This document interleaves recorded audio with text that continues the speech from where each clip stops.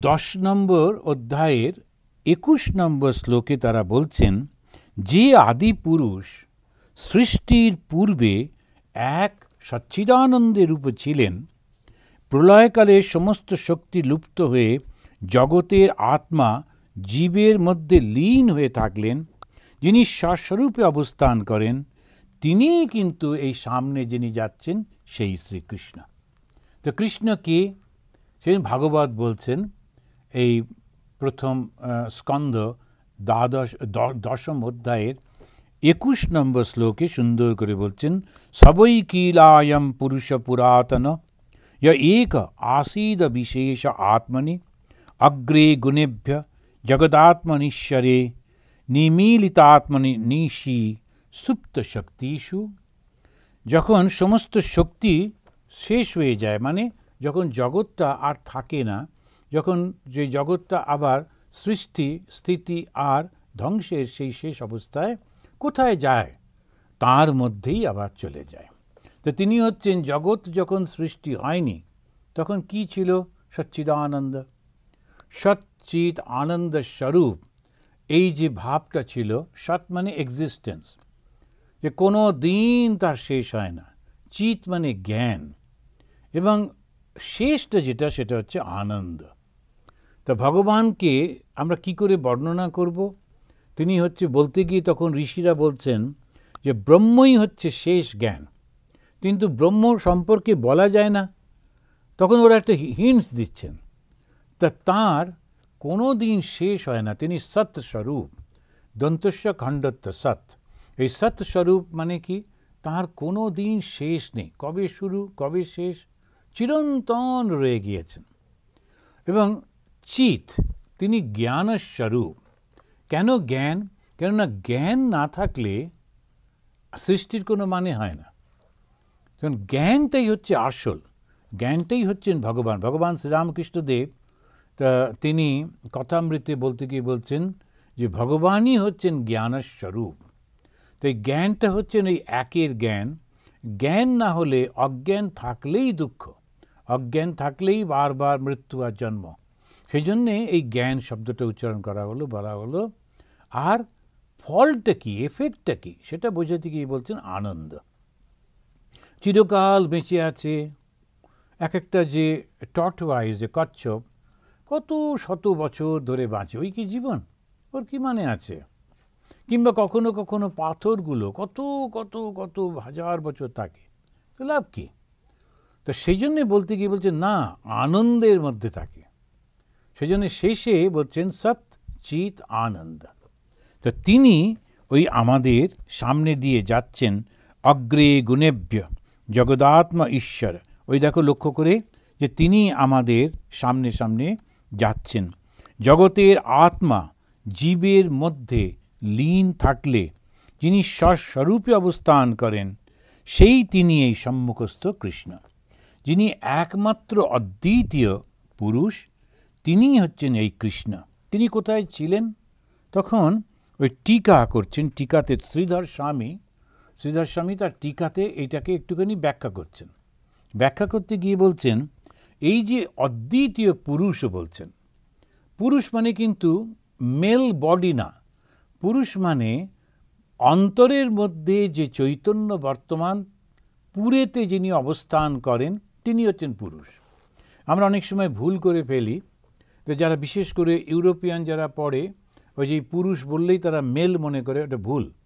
আসলে হচ্ছে পুরে মানে শরীরটাকে একটা বাড়ি মনে করা হচ্ছে, ঘর মনে করা হচ্ছে। আর সেই ঘরের মধ্যে, এই বাড়ির মধ্যে যিনি অবস্থান করেন, কে অবস্থান করেন? চৈতন্য। এখন যখন চৈতন্য থাকে না এই শরীরটা, তখন তো ওরা পুড়িয়ে দেয় কিংবা মাটিতে দহন করে দেয়, রেখে দেয়। তো সেই জন্যে বলছেন ওটাকেই বলা হচ্ছে পুরুষ। পুরুষ মানে যিনি পুরে অবস্থান করেন। পুর মানে হচ্ছে এই শরীরটি। এখন এই শরীরের মধ্যে চৈতন্য যেটি রয়েছে, তিনি একমাত্র।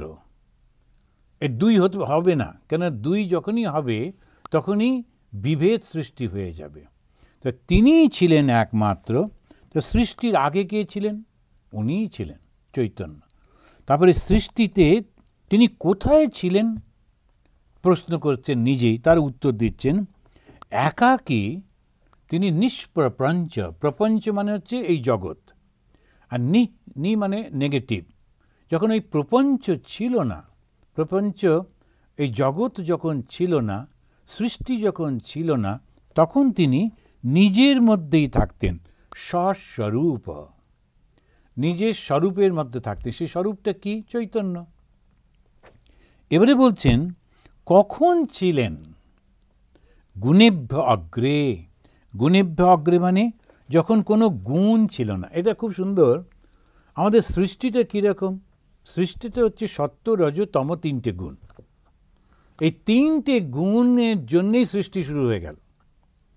তো প্রথম দিকে ব্রহ্মা যখন সৃষ্টি করছিলেন, তখন তিনি ওই সত্য গুণটাকে খুব করে ব্যবহার করছিলেন। তখন একজন ছবি আঁকছে, সে ছবিতে সে সাদা রং দিয়ে ছবি করছে, বেশ সুন্দর হচ্ছে। এরপরে সেই রকমভাবে ব্রহ্মা সৃষ্টি করছেন সত্য দিয়ে। 12 জন ঋষি সৃষ্টি হলো, তারা খুব সুন্দর মানুষ, তারা ধ্যান জপ করছেন, সুন্দরভাবে রয়েছেন, ব্রহ্মা খুব খুশি। তারপরে 4টি ভাইকে সৃষ্টি করলেন, সনক, সনন্দ, সনাতন, সনত কুমার, ওরাও খুব ভালো। তারপরে তিনি নারদকে সৃষ্টি করলেন, এরকম করে খুব ভালো ভালো সব লোকজন সৃষ্টি করছেন। তা প্রথমটাতে খুবই ভালো ছিল, ঠিকই ছিল, ব্রহ্মা খুব খুশি ছিলেন। কিন্তু দ্বিতীয় পর্ব যেই শুরু হলো, সত্যযুগ, সত্য দ্বাপর, দ্বাপর যুগে অনেক ভালো ভালো আছে, কিন্তু তার সঙ্গে কিছু রজগুণটাও এসে গেল। তা ব্রহ্মার এখন সত্যগুণের যে কৌটোটা ছিল সেটা অনেকটা খালি হয়ে গেছে। উনি রজগুণের কৌটোটা খুলেছেন, বলে আর বিপদ। আর রজগুণটা যেই বেশি দিয়ে ফেলেছেন, আর তখন সেই রজগুণের সেই শক্তি, রাবণ হচ্ছে, বিভীষণ হচ্ছে, এইসব নানান রকম হচ্ছে, তার সঙ্গে আবার বালি টালি রয়েছে। তখন শক্তি এবং দেহ এই দুটো বেশি প্রকাশ হতে লাগলো। ব্রহ্মা ভয় পেয়ে গেলেন, এই রে। তারপরে তার হাতে লেগে এবং কোনো কিছুতে নিজে ইচ্ছায় অনিচ্ছায় তিনি তমগুণটাও ব্যবহার করে ফেলেছেন, খুলে ফেলেছেন। ঠিক মতো প্রপোর্শনটা করতে পারেননি। ফলটা হয়েছে কি, তমগুণী ভয়ঙ্কর সমস্ত জীব সৃষ্টি হচ্ছে। ব্রহ্মা ভয় পেয়ে কাঁদতে লাগলেন, বললেন আমার তাহলে কি হলো? আমি ভগবান আমাকে সৃষ্টি করতে দিলেন, কিন্তু আমি তো ঠিক মতো সৃষ্টি করতে পারলাম না, এখন কি হবে? তখন ভগবান এসে বললেন, আচ্ছা তুমি চিন্তা করো না, আমিই যাচ্ছি।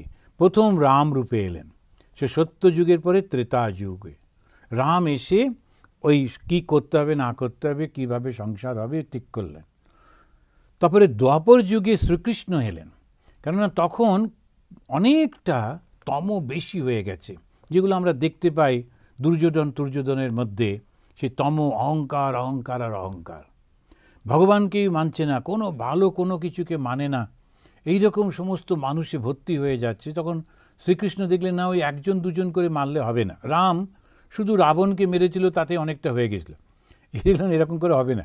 তখন একদিকে ভালো একদিকে খারাপ সৃষ্টি করে বিশাল একটা যুদ্ধ করে তিনি এরকমভাবে শ্রীকৃষ্ণ ধর্ম স্থাপন করছেন। এরপরে এলো কলি। তা কলিযুগ কখন এলো? যখন শ্রীকৃষ্ণ দেহত্যাগ করলেন। কলিযুগকে কিন্তু আটকে দিতে পারতেন এই পরীক্ষিত, রাজা পরীক্ষিত, তিনি কলিযুগকে আটকেও ছিলেন। তখন কলি বলেছিল, আচ্ছা আচ্ছা ঠিক আছে, আমাকে মেরে ফেলো না, তুমি যতদিন আছো আমি কিছু করব না।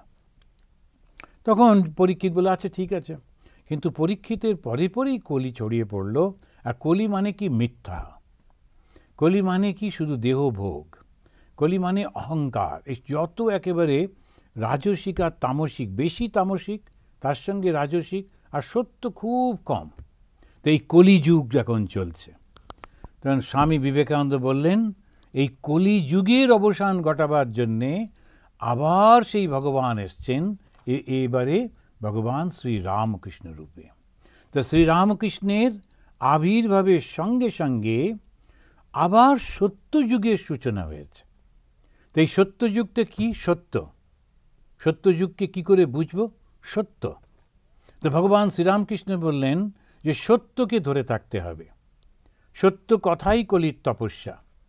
এবং তার সৃষ্টিটাও হচ্ছে যে তার বাবা একটাও মিথ্যে কথা বলবেন না, সেই প্রতিজ্ঞা করেছিলেন বলে সেই ব্রাহ্মণের ঘরে ভগবান বিষ্ণু তিনি জন্মগ্রহণ করলেন। তো তো শ্রীরামকৃষ্ণ হচ্ছেন সত্য যুগ শুরুর করবার জন্য এসেছে। আমরা কারা? আমরা কিন্তু, এটা আমি প্রায়ই বলি সবাইকে, নিজেও খুব উৎসাহিত হয়ে থাকি, আমরা কিন্তু সত্যযুগের সূচনাতে রয়েছি এবং ভগবানের সঙ্গে রয়েছে এই সত্য যুগটাকে আবার আনবার জন্যে। যেমন হনুমানজি রামচন্দ্রের সঙ্গে ছিলেন, যেমন অর্জুন এবং পঞ্চপাণ্ডব কৃষ্ণের সঙ্গে ছিলেন, তেমনি আমরাও ভগবানের সঙ্গে রয়েছি। হ্যাঁ, ভগবানের খুব কাছে ছিলেন বিবেকানন্দ, ব্রহ্মানন্দ ইত্যাদি, কিন্তু আমরাও সেই ফ্লোর সঙ্গে রয়েছি। এই যে আমরা ভাগবত পাঠ করছি, ধর্মগ্রন্থ পাঠ করছি, জপ ধ্যান করছি, যতটুকু ভালো পারা যায় করবার চেষ্টা করছি, সবই তো সত্য যুগের জন্যই করছি। তা নিজে যতটুকু ক্ষমতা আছে আমরা করছি। তো ভেবে দেখুন, যারাই আমরা ভগবান শ্রীরামকৃষ্ণের পথ অনুসরণ করছি, তা আমরা কিন্তু সত্য যুগকে আবার আনবার জন্যে কাজ করছি। উই আর দ্য আশারার্স অফ সত্য যুগ। তো এইটাই তিনি বলতে গিয়ে বলছেন যে যখন যে গুণেভ্য অগ্রে, সৃষ্টির পূর্বে সত্য রজ তম তখন কিছুই ছিল না। তো জীবের উপাধিটা কি? উপাধি হচ্ছে আরোপিত। জীব মানে যে আমরা, আমাদের উপাধি মানে কেউ মানে জ্ঞানী, কেউ অজ্ঞানী, কেউ এমুক তমুক, এগুলো হচ্ছে উপাধি। কিন্তু আসলটা কি? সবার মধ্যে ওই প্রাণটা রয়েছে, ওই চৈতন্যটা রয়েছে। তার উপরে কতকগুলো আমরা চাপিয়ে দিই, ইনি হচ্ছেন রাজা, ইনি হচ্ছেন মন্ত্রী, ইনি হচ্ছেন অমুক, তেন একজন রাজা এখন আবার কোর্টে যাচ্ছেন, এ সমস্ত হচ্ছে, এরকম নানান রকম সব হতে থাকে। তাতে করে এইগুলো কেন হয়? ওই সত্য রজ তমর জন্যে। তা আমরা এইখানে এসেই আজকে বরঞ্চ থামব। এরপরে খুব সুন্দর করে এই ভগবান কৃষ্ণের কথাটা এই দশম অধ্যায়ে কৃষ্ণ কে, সেইটি আমরা দেখব 21 থেকে কয়েকটি শ্লোকে খুব সুন্দর করে বেদব্যাস বলছেন যে কৃষ্ণ কে। তো 21, 22, 23, 24 এইরকম যে তিনি 25 পর্যন্ত বলা যেতে পারে, তিনি বলে যাচ্ছেন যে কৃষ্ণ কে। আসলে আমরা যে মানুষটাকে দেখছি, ইনি কিন্তু এই মানুষ না, ইনি কিন্তু স্বয়ং ভগবান, স্বয়ং দেবতা। এই মানুষটাকে আমরা যদি ভগবান রূপে দেখতে পাই, এই যে ট্রানজিশনটা, এটা কিন্তু এটা অসাধারণ। ভগবান শ্রী রামচন্দ্র যখন এলেন, তখন কিন্তু কেউ তাকে ভগবান বলে বললেন না। খুব কম লোক, একজন দুজন শুধু চিনতে পেরেছিলেন। যখন উনি ওই জঙ্গলের মধ্যে যাচ্ছেন, শুধু কয়েকজন ঋষি ওকে চিনতে পেরে তখন বললেন যে তুমি আমার সামনে দাঁড়াও, কেননা আমি তোমাকে দেখতে দেখতে দেহত্যাগ করব। ওই মৃত্যুর সময় যদি তুমি স্বয়ং থাকো, তাহলে আমি মুক্ত হয়ে যাব। তো সুতীক্ষ্ণ ঋষি তিনি বললেন, আমি তোমার জন্যই অপেক্ষা করছিলাম রাম, আমি বুঝেছিলাম যে তুমি এই পথে আসবে, আমাদের মুক্তি প্রদান করবার জন্যই তুমি আসবে। তা আমরা একটা ঘটনা জানি যে তার একজন মা, তিনি তার পুত্রকে, 3 মায়ের মধ্যে একজন, ভরতকে রাজা করবেন বলে বলছিলেন, বলে এনাকে বললেন তুমি 12 বছর 14 বছর বনে চলে যাও, ইত্যাদি ইত্যাদি। এটা একটা ঘটনা আমরা জানি। কিন্তু সুতীক্ষ্ণ মুনি এবং অন্যান্য কয়েকজন মুনি, তারা জানতেন যে রাম আসবেন। কেন? ওরা এত তপস্যা করেছেন এবং তপস্যার একটাই শুধু প্রার্থনা, সেটা হচ্ছে ভগবান আমার মৃত্যুর সময় তুমি কিন্তু আমার সামনে থেকো। তেন ওরা খুব বিশ্বাসী ছিলেন যে স্বয়ং ভগবান আসবেন এবং ভগবান রামরূপে এসেছেন, সেটাও ওরা জানতেন। সেজন্য ঠাকুরের কথামৃতের মধ্যে আছে যে 12 জন মাত্র ঋষি তারা বুঝেছিলেন শ্রীরামই হচ্ছেন পরব্রহ্ম। কিন্তু ওরা বলেছিলেন যে না, আমরা কিন্তু এটা কথাটা বলবো না। কেন? সাধারণ লোক বুঝতে পারবে না, কারণ সাধারণ লোকের মনের মধ্যে তখনও ওই অতটা ধারণা আসেনি। তো সেই কারণে তুমি দশরথের ছেলে বলেই আমরা বলবো। তো সেই রামচন্দ্র তিনি বনে বনে ঘুরছেন, যাচ্ছেন, তিনিও কিন্তু সেই বিষ্ণু, কৃষ্ণও তাই, তিনিও সেই বিষ্ণু এইরকমভাবে। তা আমরা এর পরের দিনে এইখান থেকে পড়াটা শুরু করব। তো এই দশম স্কন্দের 21 নম্বর শ্লোক থেকে আমাদের এই পড়া শুরু হবে। আজকে তাহলে আমরা 3 বার শান্তি মন্ত্র উচ্চারণ করে শেষ করি।